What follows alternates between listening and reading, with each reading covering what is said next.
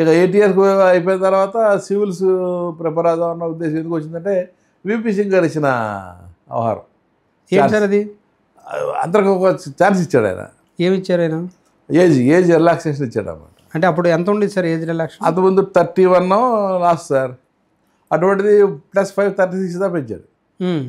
36 పెంచగానే నేను వెంటనే జంప్ చేశాను. ఒక ప్రయత్నం చేయాలనుకున్నాను. మీకు ఆ ప్రేరణ ఎవరు కలిగించారు సార్? అంటే మామూలుగా సివిల్స్ రాయాలనే ప్రేరణ ఎవరో ఒకరి ద్వారానే వస్తుంది. ఎవరు కలిగించారు మీకు అది? ఫస్ట్లో హాస్టల్లో ఉన్నా అని చెప్పాను కదా సార్. వెళ్ళటమే జేఎన్యూ హాస్టల్ అని చెప్పాను. జవహర్లాల్ అక్కడ తెలియదు సార్. అంటే జవహర్లాల్ నెహ్రూ యూనివర్సిటీ హాస్టల్లో పరిచయం. అక్కడ మిగతా స్నేహితులు సివిల్స్కి ప్రిపేర్ అయిన వాళ్ళు ఉన్నారు. ప్రిపేర్ అయ్యేవాళ్ళు, వాళ్ళు కూడా రాసేవారు నాతో పాటు. నేను పాస్ అయ్యేవాడిని. వాళ్ళు అంటే 2 అటెంప్ట్స్ కూడా ఇచ్చా. ఎన్నిసార్లు మొత్తం అటెంప్ట్ చేశారు మీరు? 3 అటెంప్ట్స్ ఇచ్చాను. ఒక అటెంప్ట్లో వెంటనే పాస్ అయ్యాను. ఫస్ట్ అటెంప్ట్లో పాస్ అయ్యాను. కాకపోతే ఆ అటెంప్ట్లో పెళ్ళి అయిపోయింది అన్నమాట. పెళ్లి చేసుకున్న తర్వాత మా ఆవిడ ఎక్కడికో తీసుకెళ్ళింది. ఆవిడ ఎయిర్ హోస్టెస్. సో ఫారెన్ తీసుకెళ్ళింది. Free tickets. సో ఫ్రీ టికెట్స్లో నేను ప్యారిస్ గిరిస్ అంతా వెళ్ళాను. ఇంట్రెస్ట్ పోయింది ఎగ్జామ్ మీద. పెళ్ళి కొత్తగా, ఫారెన్. ప్రిలిమినరీ పాస్ అయ్యారు, ఫైనల్లో వెళ్ళా. సెకండ్ మెయిన్కి వెళ్ళా. ఇంకేం వెళ్తాం. సెకండ్ టైము ప్రిలిమినరీ యాజ్ యూజువల్గా పాస్ అయిపోయా. మెయిన్ కూడా వెళ్దాం అనుకున్నా. కరెక్ట్గా ఫాదర్ చనిపోయారు. సెప్టెంబర్ 15 చచ్చిపోయారు. అక్టోబర్ 1 నుంచి ఎగ్జామ్స్. అప్పుడు మనకి నేను హిందూ పద్ధతిలో పెరిగాను. హిందూ ఆచారం ఏంటంటే దాటి ఊరు వెళ్ళకూడదు. ఊరు దాటి 10 రోజులు పొలిమేరలు దాటకూడదు అని అనేవాళ్ళు. 10 రోజుల పాటు అయిపోయింది. 10 రోజులు అయితే అయిపోయింది. ఎగ్జామ్ స్టార్ట్ అయిపోయింది. ఇక రాయలే. థర్డ్ టైం ఇక అయిపోయింది. థర్డ్ టైం వచ్చినప్పటికి రాజీవ్ గాంధీ గారు చనిపోవడం, విపి సింగ్ గారు రావడం, ఎవరెవరైతే ఏజ్ తగ్గించారో ఓపెన్ కాంపిటీషన్లో 28 ఉంటే 26 చేశారు. దానికి 5 ఇయర్స్ కలిపితే ఎస్సీస్. సో 26 ఉన్నప్పుడు 31, 28 ఉన్నప్పుడు 33, 31 కూడా ఇచ్చి ఒక 5 ఇయర్స్ కలిపాడు. 36. నాకు అప్పుడు కరెక్ట్గా 34, 35.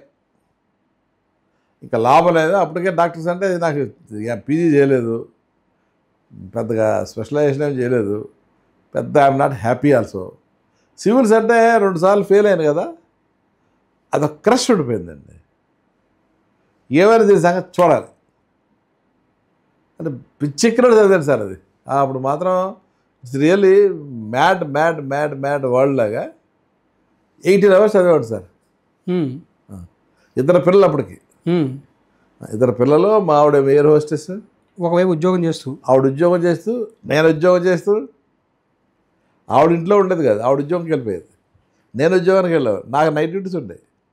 పిల్లలతో చదువుకునేవాడు, చిన్న పిల్లలు. ఒక పిల్లని ఎక్కడ, ఒక పిల్లలు ఎక్కడ చదువుకునేవాడు. 18 hours కష్టపడ్డారు. 18, 16 చాలా కష్టపడ్డారు సార్. అది మాత్రం టఫ్ నా జీవితంలో. బాగా గుర్తు నాకు అది. అది అయిపోయిన తర్వాత రిజల్ట్ వచ్చిన రోజు మాత్రం ఏడుపు వచ్చేది. ఎందుకు సార్?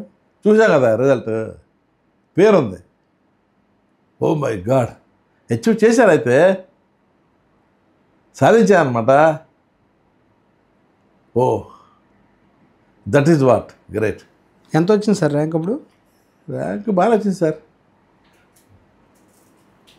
91. 91.